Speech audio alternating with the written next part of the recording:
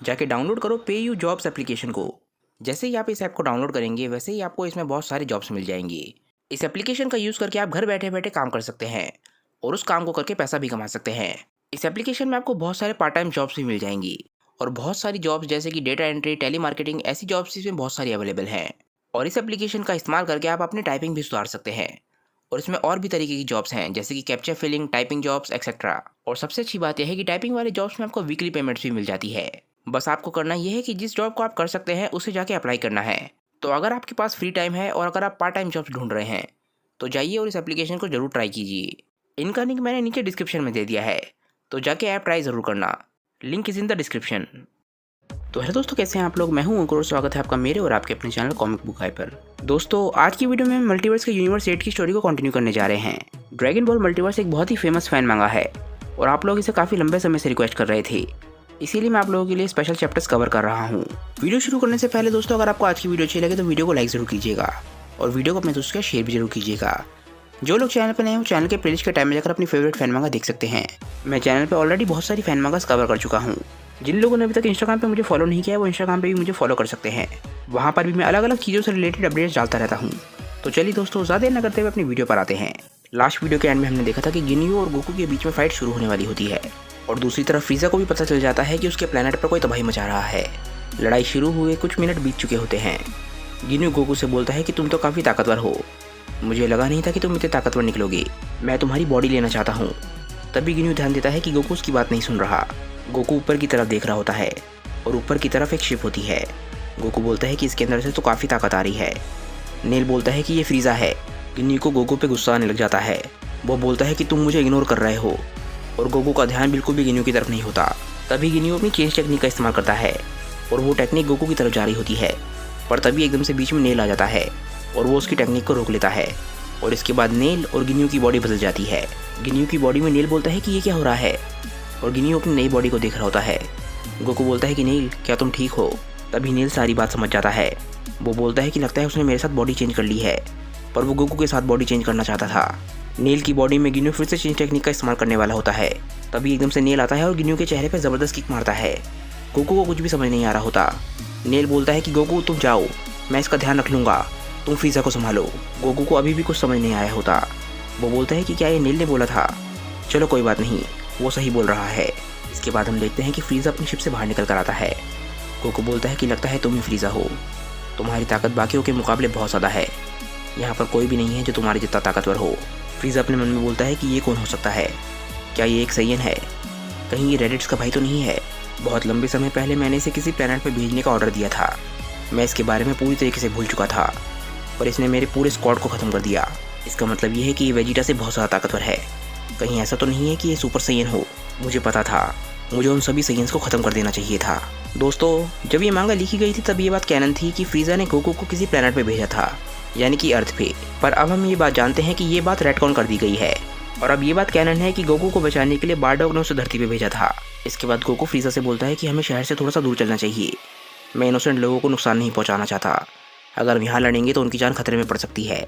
फ्रीजा को गोकू को देख के काफ़ी गुस्सा आ रहा होता है। वो बोलता है कि तुम्हारी हिम्मत भी कैसे हुई ऐसा सोचने की? मैं यहाँ तुमसे लड़ने के लिए नहीं आया हूँ, मैं यहाँ तुम्हें एक ही शॉट में ख़त्म करने के लिए आया हूँ। इसके बाद फ्रीजा अपना एक बहुत ही ताकतवर अटैक गोकू पे शूट करता है। गोकू समय रहते फ्रीजा के अटैक को देख लेता है और एकदम से कायोकेन का इस्तेमाल करता है। गोकू की स्पीड एकदम से बढ़ने की वजह से वो फ्रीजा के अटैक से बच जाता है और एकदम से वो फ्रीजा के पास जाता है और उसे खिंचा के लात मारता है। फ्रीजा गोकू की स्पीड की वजह से उसे देख नहीं पाता। इसके बाद गोकू ऊपर जाता है और दोनों हाथों को मिला के फ्रीजा को बहुत ज़ोरदार पंच मारता है और गोकू के इस अटैक की वजह से फ्रीजा बहुत ज़ोर से जाके ज़मीन से टकराता है। फ्रीजा को विश्वास नहीं हो रहा होता कि एक सैयन उसके साथ ऐसा कैसे कर सकता है। वो बोलता है कि ये इम्पॉसिबल है। लड़ते वक्त भी गोकू अपनी नहीं सोच रहा होता। वो बोलता है कि मेरे से गलती हो गई, मुझे इसे शहर की तरफ नहीं भेजना चाहिए था। फ्रीजा इसके बाद बहुत गुस्से में खड़ा होता है और बोलता है कि अब तुम्हारे साथ बहुत बुरा होने वाला है। इसके बाद फ्रीजा एकदम से ट्रांसफॉर्म हो जाता है और अपनी सेकंड फॉर्म में चला जाता है। गोकू फ्रीजा की इस नई फॉर्म को देख के हैरान रह जाता है, क्योंकि उसे विश्वास नहीं हो रहा था कि फ्रीजा की ताकत और ज़्यादा कैसे बढ़ सकती है। और फ्रीजा गोकू की तरफ स्माइल करते हुए देख रहा होता है। इसके बाद वो एकदम से उड़ के जाता है ताकि वो गोकू को पंच मार सके, पर फ्रीजा का उसके पास आना ये गोकू के प्लान का एक पार्ट था। वो एकदम से साइड हो जाता है और फ्रीजा के अटैक से बच जाता है। वो एकदम से अपना कामेहामेहा बनाता है और फ्रीजा पे शूट कर देता है, जिसके बाद शहर के ऊपर एक बहुत ही बड़ा धमाका होता है। गोकू के अटैक की वजह से फ्रीजा बहुत दूर पुश हो जाता है और वो एक बंजर इलाके में पहुंच जाता है। गोकू बोलता है कि ये अच्छा हुआ, अब वो एक वेस्टलैंड में है। पहले के मुकाबले उसकी ताकत काफ़ी ज़्यादा बढ़ चुकी है, पर मैं अभी भी उसे संभाल सकता हूँ। इसके बाद हम देखते हैं कि फ्रीज़ा ज़मीन से जाके टकराता है और वो बहुत ज़्यादा गुस्से में होता है। उसे विश्वास नहीं हो रहा होता कि कोई उसकी सेकंड फॉर्म को कैसे हरा सकता है, और इसके बाद वो फिर से ट्रांसफॉर्म होना शुरू हो जाता है। गोकू बोलता है कि क्या ये फिर से ट्रांसफॉर्म हो रहा है, ये ऐसा कितनी बारी कर सकता है। इसके बाद हम शहर में नेल और गिन्यू की लड़ाई देखते हैं। नेल की बॉडी में गिन्यू हार रहा होता है। वो बोलता है कि अरे मैं तो हार रहा हूँ। गिन्यू की बॉडी में नेल बोलता है कि अगर तुम्हें ये पसंद नहीं आ रहा तो मेरी बॉडी को वापस कर दो। जहाँ पे गिन्यू और नेल की लड़ाई चल रही होती है वहीं पे गुल्डो भी होता है, और जैसे ही गिन्यू नेल पे अटैक करने वाला होता है वो गिन्यू को पैरालाइज कर देता है, क्योंकि वो नहीं जानता कि नेल की बॉडी में गिन्यू है। गिन्यू बोलता है कि तुम्हें मुझे दोबारा बताने की ज़रूरत नहीं है, मैं अपनी बॉडी वापस लेने वाला हूँ। और वो एकदम से हवा में अटक जाता है। गिन्यू हवा में अटके अटके गुल्डो को बताने की कोशिश करता है कि वो गिन्यू है। गुल्डो बोलता है कि मैं अपना बदला लेकर रहूँगा। नेल धीरे से गुल्डो के पास जाता है और गुल्डो हैरान होता है कि गिन्यू उसके पास क्यों आया है, और नेल एक ही सेकंड में गुल्डो को ख़त्म कर देता है। वो बोलता है कि तुम बहुत ही ज़्यादा खतरनाक हो। गिन्यू को विश्वास नहीं होता कि उसके सामने उसकी टीम का एक मेंबर मारा गया। गोकू और फ्रीज़ा की लड़ाई में फ्रीज़ा ट्रांसफॉर्म हो चुका होता है और अपनी थर्ड फॉर्म में होता है। वो बोलता है कि तुमने मुझे मेरी लिमिट तक पहुंचा दिया है और अब तुम नहीं बचोगी। इसके बाद फ्रीज़ा एक अटैक बनाता है और इस अटैक को एकदम से गोकू पे शूट कर देता है। गोकू को ये अटैक डायरेक्टली लग जाता है और उससे ज़्यादा चोट नहीं लगती। गोकू बोलता है कि ये अटैक तो काफ़ी ताकतवर था, लगता है मुझे अपने कायोकेन लेवल 10 का इस्तेमाल करना होगा। फ्रीज़ा हैरान होता है कि गोकू उसके अटैक से बच गया। वो बोलता है कि तुम इस अटैक से कैसे बच गए। ये लड़ाई काफ़ी फ्रस्ट्रेटिंग होती जा रही है। इसके बाद गोकू अपने कायोकेन लेवल 10 का इस्तेमाल करता है और अपनी फुल स्पीड में फ्रीज़ा की तरफ जाता है। वो उसे बहुत ज़ोरदार पंच मारता है। फ्रीज़ा गोकू को पकड़ने की कोशिश करता है, पर गोकू अपने आप को बचा लेता है। वो एकदम से फ्रीज़ा के नीचे से निकल जाता है और इसके बाद वो फ्रीज़ा की टेल का इस्तेमाल करके उसके सर पे बहुत ज़ोरदार किक मारता है। फ्रीज़ा अपनी थर्ड फॉर्म में होने के बावजूद भी गोकू को छू नहीं पा रहा होता। गोकू उसके सारे अटैक से बचे जा रहा होता है। गोकू एकदम से उसके सामने जाता है और कामेहामेहा का इस्तेमाल करता है।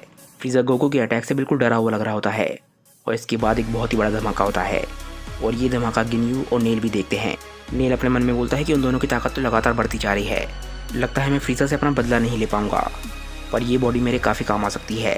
सबसे पहले मुझे उसे ख़त्म करना होगा। इसके बाद हम देखते हैं कि गिन्यू नेल की तरफ बढ़ रहा होता है और उन दोनों में फाइट शुरू हो जाती है। नेल की बॉडी में गिन्यू हार रहा होता है और नेल गिन्यू की पीट के बुरी हालत कर देता है और एंड में उसे बहुत ज़ोरदार पंच मारता है, जिसके बाद गिन्यू ज़मीन से जाके टकराता है। इसके बाद नेल गिन्यू के पेट में बहुत ज़ोरदार कोनी मारता है। गिन्यू की हालत ख़राब हो चुकी होती है। नेल बोलता है कि मैं अपनी फैमिली और अपने प्लैनेट को ऑलरेडी खो चुका हूँ, आज मैं अपनी आइडेंटिटी को भी खो दूंगा।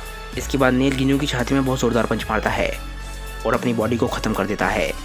नेल बोलता है कि अगर गोकू हार गया तो ये बॉडी मेरे काफ़ी काम आ सकती है, मैं फ्रीज़ा के लोगों में छुपा रह पाऊँगा और जैसे ही मुझे मौका मिलेगा मैं उस पर अटैक कर सकता हूँ। इसके बाद हम फिर से गोकू और फ्रीज़ा की फ़ाइट में आ जाते हैं। गोकू फ्रीज़ा से बोलता है कि डीमन तुम हार चुके हो, मुझे वादा करो कि तुम कभी भी किसी को नुकसान नहीं पहुँचाओगे। फ्रीज़ा को गोकू पर बहुत ज़्यादा गुस्सा आ रहा होता है। वो बोलता है कि तुम्हारी हिम्मत कैसी हुई मेरे साथ ऐसे बकवास करने की। इसके बाद फ्रीज़ा खड़ा होता है और एकदम से ट्रांसफॉर्म होना शुरू हो जाता है। इसके बाद फ्रीज़ा आखिरकार अपनी फाइनल फॉर्म में आ जाता है। फ्रीज़ा को देखकर पता चल रहा होता है कि वो मजाक के मूड में बिल्कुल भी नहीं है और गोकू उसे सीरियसली देख रहा होता है।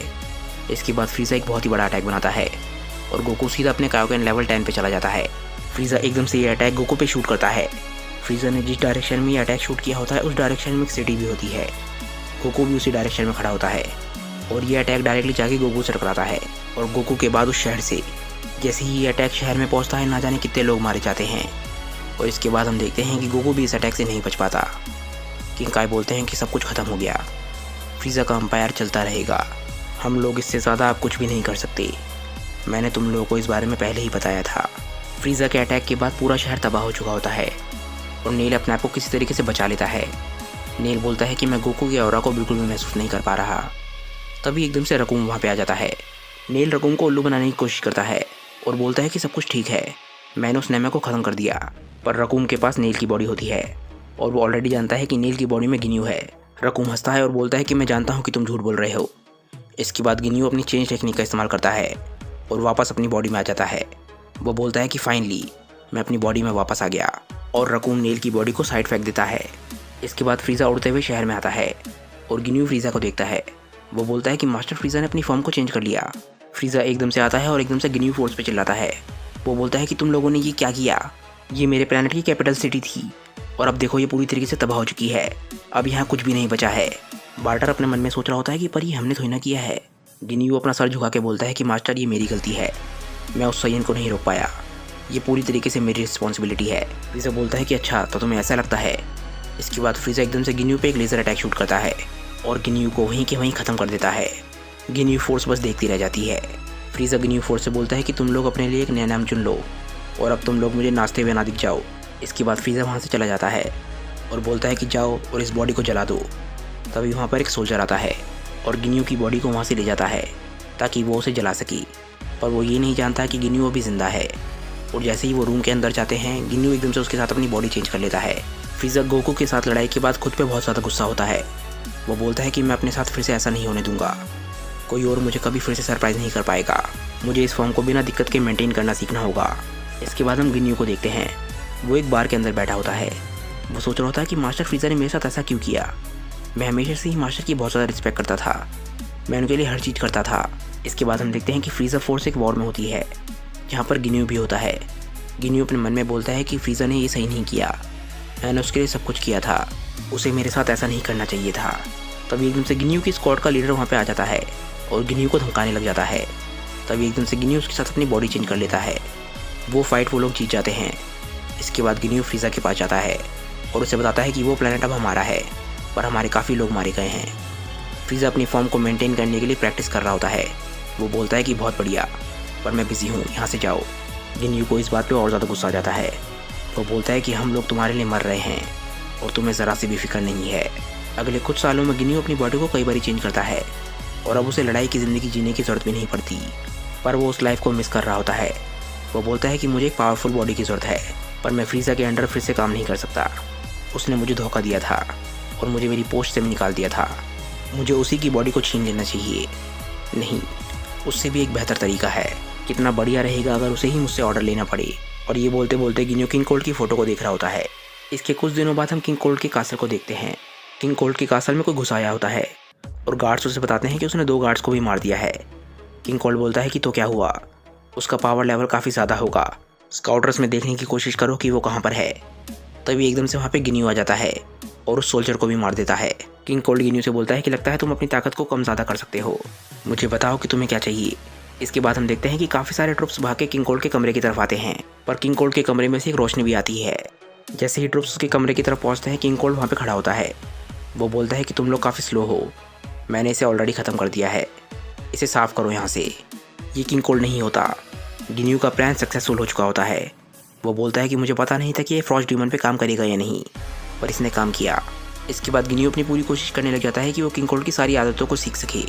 वो बोलता है कि मुझे इस बॉडी को ट्रेन करने की ज़रूरत है, इसके अंदर बहुत ज़्यादा ताकत है, मुझे ऐसा लग रहा है कि मेरी बॉडी फट पड़ेगी। और इसके बाद गिन्यू ट्रेन करने लग जाता है।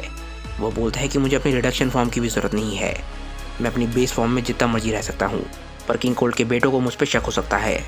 किंग कोल्ड, कूलर और फ्रीज़ा में काफ़ी बारी बात होती है, पर किसी को भी कुछ शक नहीं होता क्योंकि उन लोगों की बात काफ़ी फॉर्मल तरीके से होती है। गिन्यू अपनी ट्रेनिंग जारी रखता है। वो एक असली फाइटर है। वो फ्रॉस्ट डीमंस की बॉडी के बहुत सारे सीक्रेट्स को जान लेता है। वो ऐसे लिमिट्स को सरपास कर देता है कि किसी डीमन ने कभी सोचा भी नहीं था। और आखिरकार उसका जो फ्रीज़ा पे गुस्सा था वो भी ख़त्म हो जाता है। और इसके बाद वो मल्टीवर्स के टूर्नामेंट में जाते हैं, जो स्टोरी आप ऑलरेडी जानते हैं। अगर वो स्टोरी आप नहीं जानते हैं तो आप चैनल पे जाके देख सकते हैं। मल्टीवर्स का प्लेलिस्ट आपको चैनल पे मिल जाएगा। तो दोस्तों, आज की ये वीडियो यहीं पे ख़त्म होती है और यूनिवर्स 8 की स्टोरी भी यहीं पे ख़त्म होती है। मुझे नीचे कमेंट करके बताइए कि यूनिवर्स 8 की स्टोरी आप लोगों को कैसी लगी। अगर आपको ये वीडियो अच्छी लगी हो तो वीडियो को लाइक ज़रूर कीजिएगा और वीडियो को अपने दोस्तों के साथ शेयर भी जरूर कीजिएगा। जिन लोगों ने अभी तक चैनल को सब्सक्राइब नहीं किया है वो चैनल को सब्सक्राइब कर लें, क्योंकि चैनल पर लगातार वीडियोस आती रहेंगी। तो चलिए दोस्तों, मैं मिलता हूँ आप लोगों को अपनी नेक्स्ट वीडियो के साथ। तब तक के लिए बाय दोस्तों और थैंक्स फॉर वॉचिंग।